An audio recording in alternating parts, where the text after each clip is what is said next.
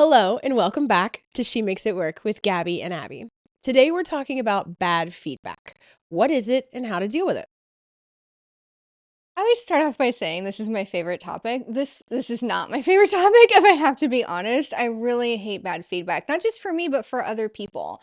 And we're going to talk about how to tell the difference between good feedback and bad feedback, and also how to tell the difference between feedback that is critical but helpful and feedback that is just plain crappy. And you can tell when feedback is just plain crappy because you feel bad. I'm just going to leave it at that. You feel really bad when you get it. So first, let's talk about what are the characteristics of good feedback. Good feedback is delivered with thought and care. Good feedback is delivered by a leader or a peer who's interested in helping to genuinely develop you. It Mhm. doesn't feel like a personal attack. And when someone is giving you good feedback, feedback that's actually genuinely helpful, they make sure that you're in a mental and emotional place to be receptive to that feedback. Mm. And so a lot of times good feedback starts with, I'd love to give you some feedback. Is this a good time? Ah, And so consent is consent is consent. important. Yeah, Yeah. because then you can opt in and then you Mm. can also get yourself mentally and emotionally prepared for the feedback. Yeah. And again, it's delivered with kindness and care. And good feedback is focused on behavior Mm. and not something that is, about your character or about who you are as a person. Yeah. And so that's one of the biggest ways to tell the difference between good feedback and bad feedback is this something where they're focusing on a behavior that I can change, or is this something where they're making me feel like it's inherent to me? It's a Yeah. character Like a flaw, personal a attack. personal attack. Yeah. And we often say no one can make you feel anything. So we'll come back to that in a second. But again, when you're looking at the feedback and you're having a reaction to it, ask yourself, was this given to me in a time where I felt mentally and emotionally ready for it? Mm. Did they ask me if this is a good time? Did they really set this up, for my own benefit so that I could really process it? And is it really behavior focused feedback? That's a great other question to ask Yeah. yourself. And then also, is this actionable feedback? Because good feedback should ask for you to make a change. That's one of the reasons why behavior focus is so important, because they can tell you, hey, this is the behavior that's not working in some way. Here's how it's not working, and this would be more effective if you did this other thing. That's what good feedback is. Mm. And so the reason I'm really highlighting that is because we make a big point on She Makes It Work that just because you might find feedback challenging doesn't mean that it's not good. Mm. And so we talk a lot about not being defensive, right? Right. Right? Not being defensive. And sometimes good feedback still might trigger an emotion in you. Mm-hmm. And you might feel defensive because you might know that's an issue. We've talked about that before, and you're kind of like this, or it's something about yourself that you may not like, and you've never felt previously like you had the power to change it. But good feedback puts the power in your hands because it's telling you you can do this thing to change this It's behavior. actionable. It's Yeah. actionable. It's something you can work with. It's a It's path something you can forward. do. You know what to do. And so, one of the characteristics of truly bad feedback is when you don't know what to do with the feedback, Yeah. Oof. right? That's hitting home. Mm-hmm. And that can be very confusing where you don't know what to do with the feedback. So let's talk about critical feedback versus genuinely bad feedback, because critical feedback may engender some emotion in you. It may be triggering for some reason, reasons we just talked about. But bad feedback isn't just triggering. Like I said, it's confusing and it can leave you doubting and questioning yourself. So when you're getting feedback and you're trying to determine, is this valuable, critical feedback, or is this feedback bad? Let's go back to the questions you can ask yourself. Was the question delivered with the intention of helping you? Mm. And is my reaction something that's inside myself that's a sign that I do need to deal with something? Like I'm just going to use an example. If you know you're not great at time management and somebody fusses at you for being late, what happens? You're gonna feel bad. You feel bad and you Yeah. get Kind of defensive. guilty and get defensive. Yeah. And to be clear, sometimes that can feel like a personal attack when it isn't, Yeah. right? And that's what you need to unpack when you're trying to determine, is this critical but fair feedback, or is this genuinely bad feedback? Yeah. Is it saying something about me I already know that I'm feeling shame around, and that's the bad feeling, versus this is not true and this isn't authentic to me, And that's how it feels bad. That's right. Yeah. And so that takes a little bit to unpack, is the difference Mhm. between, is this triggering like a shame reaction and that's where my Yeah. defensiveness is coming in, or is this genuinely just horrific feedback, right? So let's hone in on what to do with that so you can really process that. We're going to help you figure out how to process that difference, right? Because that's what we do, is we process. Yes, we do. Okay, so I have two main tips for processing. One is to find a trusted mentor or coach. Like, you don't want to just ask your friends, because if your friends are anything like a lot of our friends, they're just going to hype you up. They're going to be Yep. like, that sucked. That was so Screw unfair. that guy. Yeah. Mhm. And really, if you're genuinely focused on developing yourself and improving, which I think most of our audience is, then what you really want is someone to help you process it in a way that's kind of fair and balanced. Like, is Right. there a grain of truth to this? Right. Right? That's what you need to find out. So I'd say that's my first tip, is find someone who's trusted, who you know can give you a little bit more insight into that feedback and help you either get the nugget of truth that's buried under maybe poor delivery for some reason, or buried under your shame, and get that Mhm. nugget out. Is find someone trusted who can really talk through it with you. And you can tell if the person's just hyping you up. And it's okay to tell your friend or mentor or coach, I really do want to know if there's something there. I Yeah. want to know if there's something there. That's a Yeah. great question to ask. It is. Definitely. I know I've sat with that a lot. I've gotten lots of different feedback over the years, and I've had to sit with it and kind of unpack of like, okay, where's the nugget of truth in here? Just like you said. And if that's true, I love playing what I call this game with myself. Is like, if that's true, what else has to be true? So if it is true that I'm late, and then that may mean that I'm bad at time management, but that means that's an actionable thing that I can work on. I can watch our time management episode and figure out little tips and tricks to not be late. And so I've noticed when I have that kind of shame feeling, I want to push it away. I'm like, no, that's not, that's not true. But then really taking the time to say, okay, is there like, am I in my feelings about this, right? And really going from there. And once you acknowledge that, yeah, that kind of that hurt my ego a little bit, then you can kind of break away from that ego and get to the truth and the heart of the issue. That's right.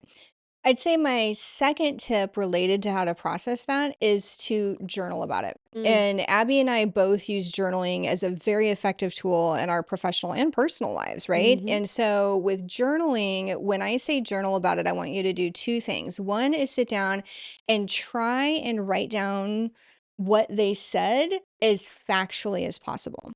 Because what happens is, as soon as you have that emotional reaction, you start ascribing things to the other person. Yeah. Right? And so here I'm saying, hey, was it delivered with good intent? Were they honestly trying to help and develop you? Well, unfortunately, when you're having like a strong shame reaction, a lot of times you're ascribing intention to them that may not actually be there. Right. Right? You're projecting. You're projecting. So Yeah. you can't actually see that clearly. But what really helps see it clearly is A, again, asking a trusted person who can help you kind of get to the bottom of it. But B, journal about it. Write down factually what they said, not what you felt Mhm. about what they said, but what did they actually say? Record that as quickly as possible before your brain can start putting more and more things on it. Spin on it. Yeah. Right? Because that's what happens. We're human. It's Mhm. okay. And then next to that, that's where I want you to actually start doing the processing.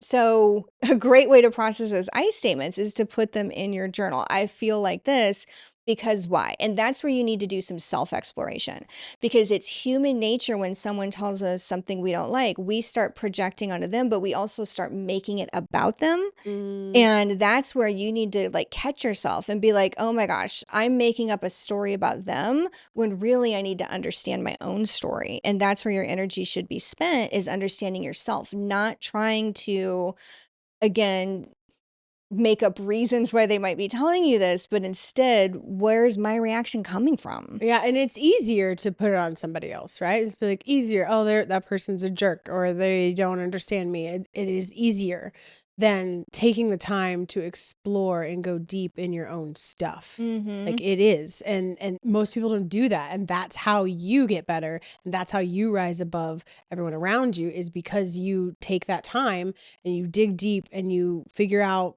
you work on your own stuff, right? Like that's so important. It's so important to work on your stuff. So that's where that second thing is going in, is processing your own feelings through journaling, right? Yeah. Like even if your mentor is telling you there's something there, there's probably something there you should look at, you still need to do this work of journaling it out to help process your own emotions and your own thoughts about it and separate the emotions from your thoughts, because you Mm, have to be able to exist in two states simultaneously. One is a feeling person and one is a thinking person, mm. because the thinking person wants to grow, whereas the feeling person wants to react, Yeah. right? Yeah, I know when I've had bigger emotions to, you know, seemingly innocuous feedback, that it's not about that thing, actually. It's triggering something a little deeper of hurt from long time ago. I like to say if it's hysterical, it's historical. And so I know when I've had big feelings about feedback and I'm like, that is so untrue. And how could they say that? That it's not about the thing. I Mm-hmm. always like to say too, is like, if you're really, really upset, it's not about the thing. It's about something else. There's a meme because of all the Reddit posts. And anyway, it's really funny. It's the meme, the Iranian yogurt is not the issue. Have you seen that? No. Oh my gosh, it's really, really funny because there was this like relationship issue and this couple like blew up and they were fighting about yogurt or something. And everyone's like, the yogurt's not the Not the issue. It's not issue. the issue. And It's a so catalyst, but not the yeah, issue. I love that Mhm. meme where it's like, yeah, that's what you're seeing, but that's not what the real issue is. Exactly. And I'm going to have to say, the bigger your emotional response to bad feedback, the more that's your signal that there is something going on that you Mhm. can change and can control. And so, even though I described what good feedback looks like, I don't want people to fall into the trap of being critical about the feedback they're being given and saying, well, they didn't deliver it correctly, so I don't have to listen to it. Ooh, That's an easy trap to fall into, it's an right? easy cop out. It's an Yeah. easy cop out. But when you're really focused on professional development and self development, you don't let that crap get in your way. You don't let all that noise in your head get in your way. You focus on, what can I get out of this? Mhm. So once you're done journaling about your emotional and then kind of your intellectual processing, you need to get to a point where you've set the emotions aside and you ask yourself, what can I learn from this? What can I take away from this? Is it the thing they said on the surface, or they're human too? Did they just deliver the message poorly and there's something in there I need to listen to? Mhm. I'm going to give an example of that Okay. really quick. It's Yeah. an easy example. I had somebody at work who is a senior leader who I very much respected and admired. She and I, however, had a very complicated past. We had our ups and downs, but I still respected her. And so she gave me feedback one time that just, it didn't have like a huge emotional reaction, but there was a little bit of an emotional reaction in me. And so the example is, I was working with a peer of mine and he was doing something that negatively impacted the team, and he was known for doing this. And so I gave him feedback about that. Like I prepped and I sat down and I was like, hey, so and so, when you do this, I've noticed that the team feels like this. It would be more helpful for the team if in these situations you could handle it this other way. And he was not receptive to the feedback. And he just was like, nah, you know what I mean? Like, Nah. Okay. I mean, it's not literally what he said, but figuratively, it was kind of like pass. So he wasn't receptive to the feedback and he reported directly to this leader at the time. And so I think I was telling her about it, or I was maybe asking her for advice. I don't know how it came up, but we're talking about it. And she basically said, Gabby, you give up too easy. Oh. Whoa. Whoa. We talked about tenacity last episode. So, woo. How did that land? I was like, what? Like, I was honestly just confused. I was confused because I was like, that does not sound like me. Doesn't. Right. And that's where I started to think, is this feedback for me? Because that doesn't sound like me in terms of how I think about myself or in terms of how other people see me. Doesn't mean it's not possible, but I was like, what? And I was like, what do you mean? And she told me, she's like, Gabby, if you're coaching these other people and they're not taking that coaching or they're not taking that feedback, what do you do? And I said, well, I keep working with them on it. And she's like, well, what's the difference? And I'm like, the difference is they're more junior to me and I'm responsible for them. And this person is my peer. And I don't see myself as being responsible for their growth and development. Fair. Like, I just don't see that as my role. Fair. And she, however, was very persistent about this feedback in this conversation, not aggressively, not inappropriately, like, again, no complaints. It's just I wasn't getting it. And she's like, Gabby, you should be as equally, and I mean, let me clarify. He was on my project team. So in a way I was responsible for him. Mm. But in the model at the company I worked at, on the project team, you give the feedback, but the people manager is still responsible for their development. Meaning if you as the project leader have given them the feedback and they're not able to address it, that's where the people manager comes in and they support giving the feedback and they're responsible for that person's career development. Does that make sense? Yes. So there's a boundary there. Mm-hmm. And the backstory here is that I had just spent years working on my professional boundaries because I had felt responsible for everyone and everything. Mm. And so I had just gotten to a point in my development where I'd started to set that down, where I'd realized, no, this is where my responsibility ends. And I was kind of proud of myself, to be honest. So that was the second part of why it just didn't land right with me, is I'm like, hey, I've worked really hard to develop this boundary. I'm not actually responsible for this other person. And I'm Yeah. frankly proud of myself for not taking responsibility for somebody else's behavior. It's a big win when you formally feel responsible for everyone. That setting that down, that's actually a huge win. It's So huge, yeah, I would have right? been proud of that too. Yeah, and so it was really interesting. I would say I revisited this feedback for maybe up to 2 years. Wow. Yeah, not in a bad way, but every once in a while I would just take it out of its drawer and I would mull over it because I knew there was something there for me. Mm. It wasn't what was on the surface. It wasn't what she said. Does that make sense? And so, and I had like floated it by other people and they were like, shrug, but again, I very much respect this person. I trusted that she was saying this for my benefit. I Mm-hmm. just didn't agree with her, but I'm like, there's got to be something there. So after about 1.5, maybe 2 years of, again, every few months taking this out of the drawer, inspecting it and putting it back in the drawer, I finally realized what she was getting at. Oh. There was a second part of what she said, and this is what happens with feedback. This is why I'm saying write it down word for word what they actually said, because your brain is going to focus on the part you're reacting to, Oh, so good. Yeah. right? Mm-hmm. And you're going to ignore some of the other things it said because you're so focused on the part that got the reaction. And in my case, the reaction wasn't for me that strong. We all know I could be a little, but at that time, it was more just like, that doesn't feel like me. I was just confused. But again, I can be intense about my confusion. So I got to the point where I was like, wait, there was a second part of what she said when I was questioning her. And that second part was, what if you were on XYZ account and you had to deal with account manager with a huge personality? What would you do? And I said, well, hopefully you care about me enough that you would never make me work on that account, because that account manager is famously difficult to work with, right? So I was having a little fun with it and joking about it. But after a while, I finally realized that was actually the point. That's what she was trying to help me with, was she wanted to make sure I wasn't non-confrontational. And I'm, again, famously not afraid of confrontation, but that doesn't mean it doesn't take work, and it doesn't mean it doesn't take courage. And that doesn't mean that there's never going to be in a situation where I'm confronted with a difficult leader and not facing that. Right? Does that make sense? Because with this guy who is my peer, he had a difficult personality. And again, I'd worked with him pretty closely and I felt like I was right. If he's not receptive to the feedback, I can't change him. And that's not my job, was really Right. my perspective. And I'm also kind of pragmatic, where I'm like, hey, okay, then I'm not going to waste my time. Like, I'm very pragmatic.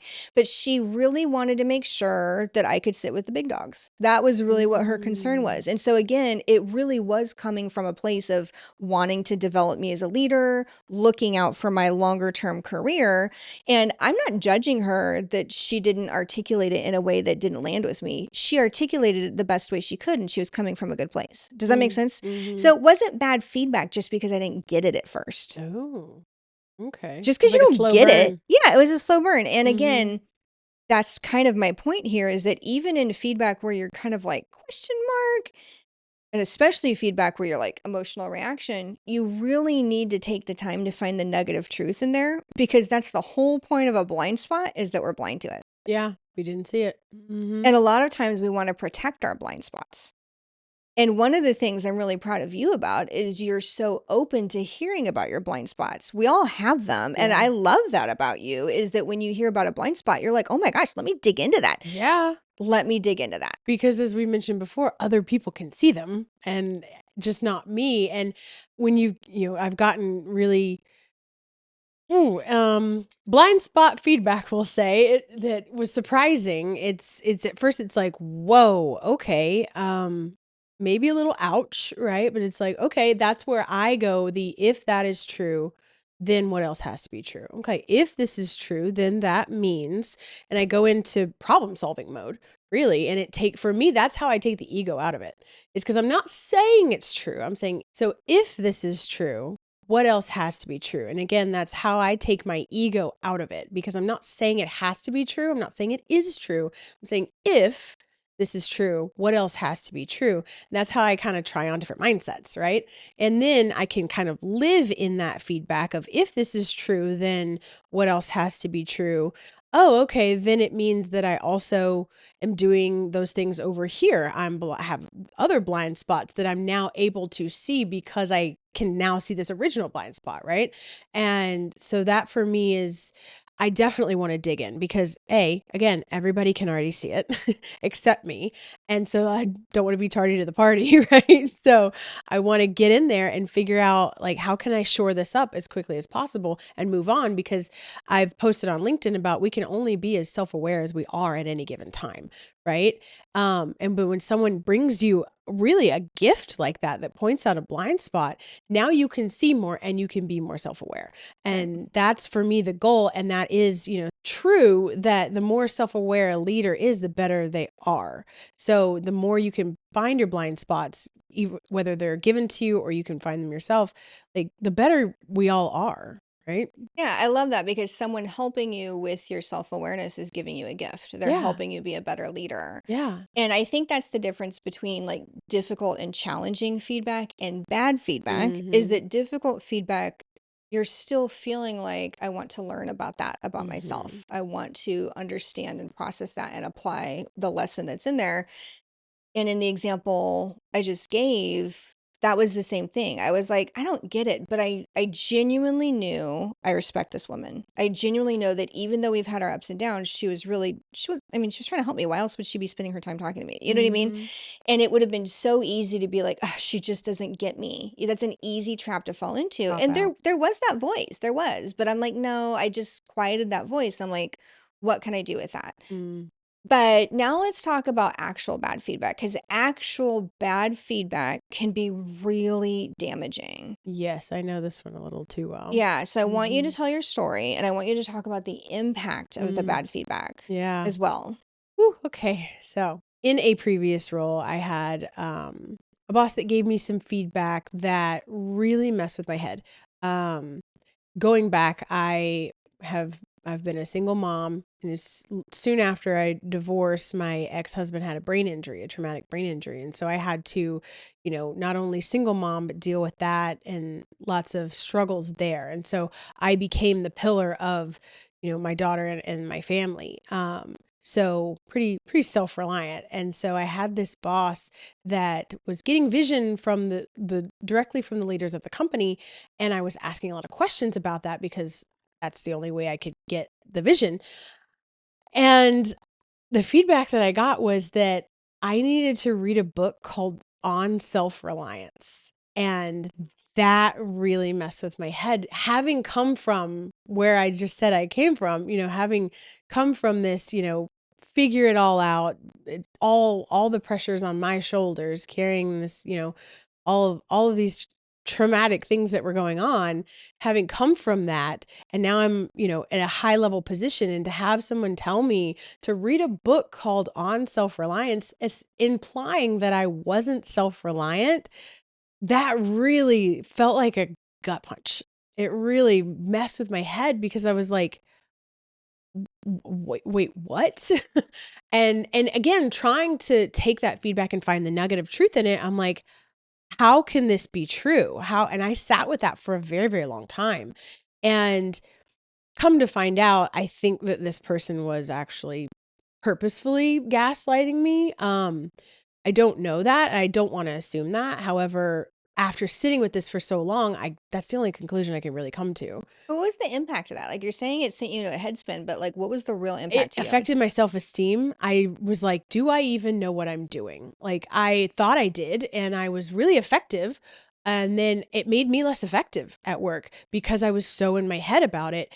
And I started again to spin, and just when I would make a decision and be like, this is what we need to do, then I would second guess it because I'm like, well, this is how I've shown up before, but is that right now? And I'm trying to fit into this, trying to align with this feedback that really was off target feedback. And it really, it really had a detriment to my confidence, my self-esteem. Whether or not that was the point, I don't know, but that's the impact it had. And that not only translated at work though. I took that home. I started taking that home, and I'm like questioning all of my decisions because I'm Like, like, am I not as self-reliant as I thought I was? exactly. Am Yes. I not as self-reliant as I thought I was? However, I've built this entire life from scratch. How could I not be? Right. And so that's when, my mindset game is pretty strong. And I really, I like to think I clawed my way back from that feedback of like, no, I decided, no, that doesn't feel right. I'm not going to take that on.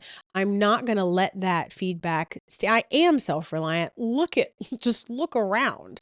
And so that's when I decided, and I feel like I overcame that feedback. And then that's my success story from this bad feedback was, look what I did with it.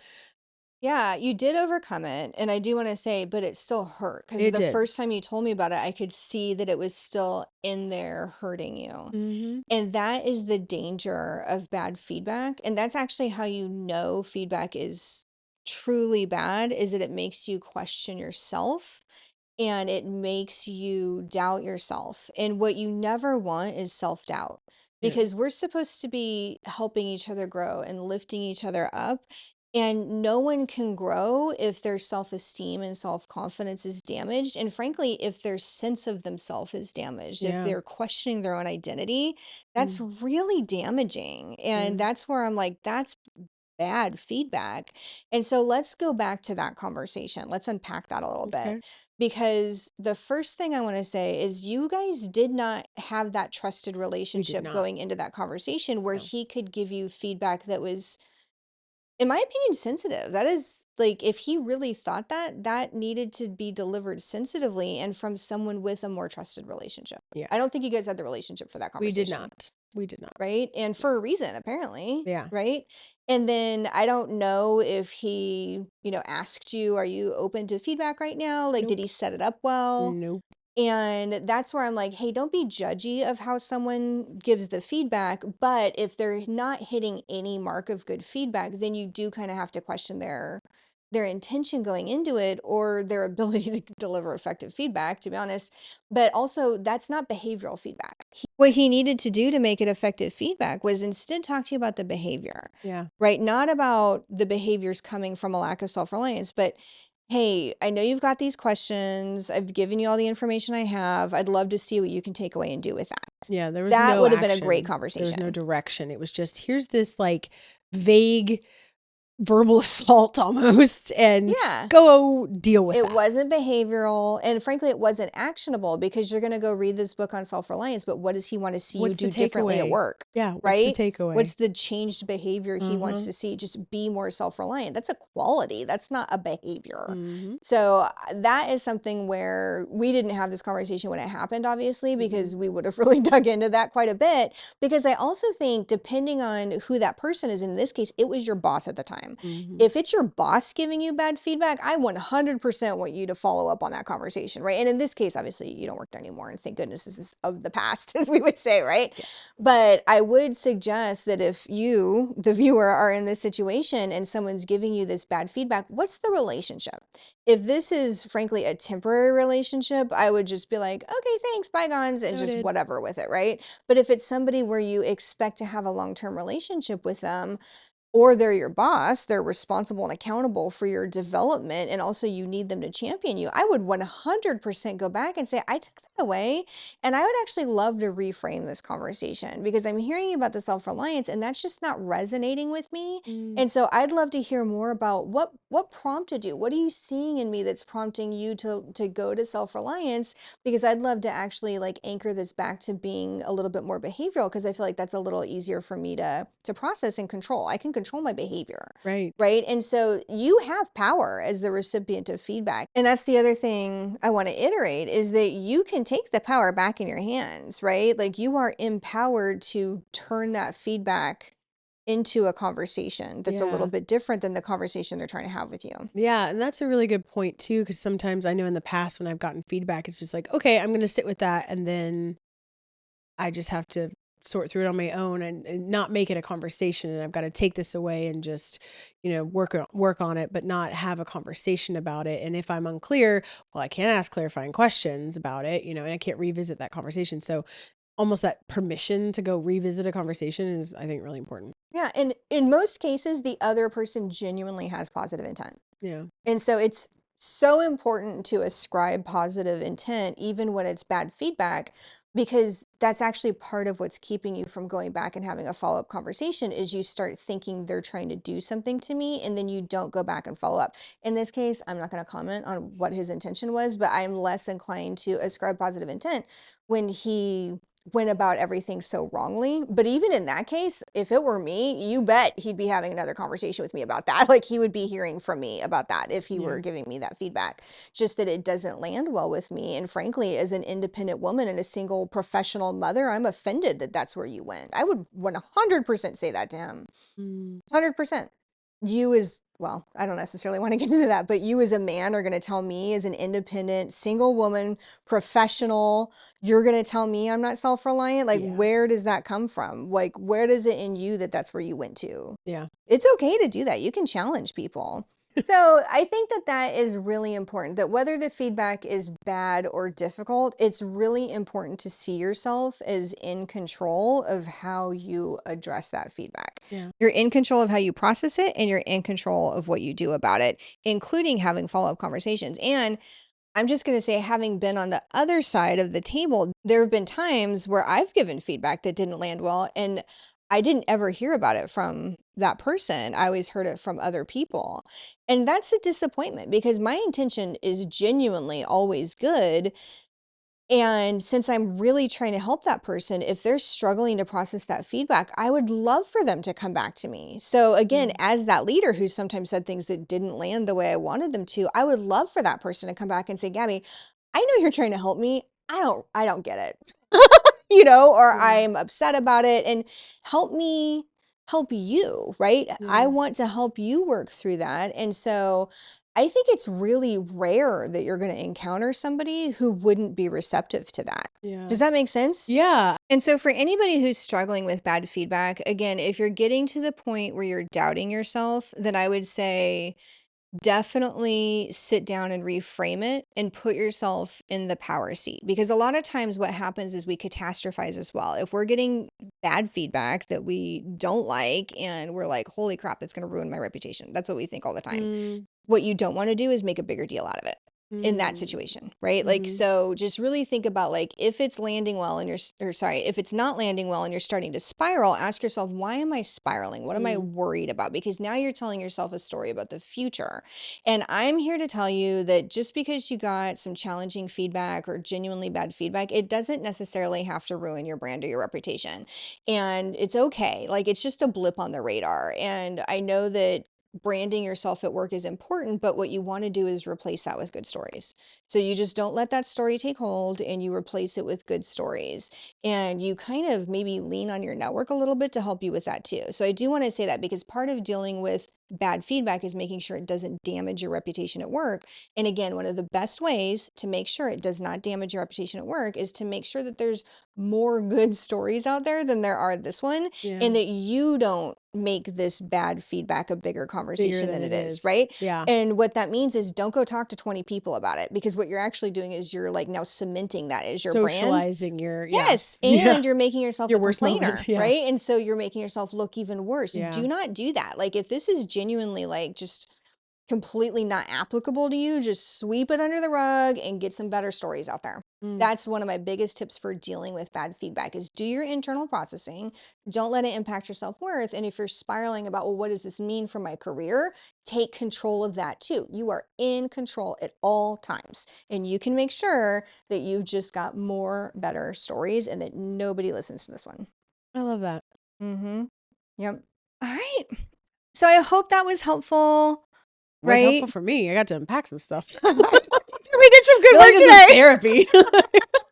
So again, I'm just going to recap the tips on dealing with the bad feedback, which is definitely check in with a mentor and a trusted person to help you process it. Use your journal as a tool, capture the facts of what they said in the feedback, and then do some processing about your emotional and also intellectual reactions there. And then also sit with it a bit, separate out that emotion and look for the nugget of truth. And then if it's still just not resonating or making sense, follow up. You can go back to the person and have a follow-up conversation, right? Yeah. And then if it's really making you doubt yourself, if it's impacting your self-esteem and self-confidence, Abby, I want you to say again what you do with that because I thought that was really helpful. I changed my mindset and decided that wasn't for me. I think that's great. Don't let it impact your self-confidence. And then again, if you're worried about your reputation at work, just replace that bad story with good stories and don't amplify the story. Don't feed it. Don't give it more attention than it's worth. Exactly. So I hope that was helpful. Thank you again so much. So please, if you enjoyed this episode, like and subscribe. It helps so much. And if you have any comments or feedback, please leave it down in the comments. We'd love to hear from you. All right. Okay, bye. Okay, bye.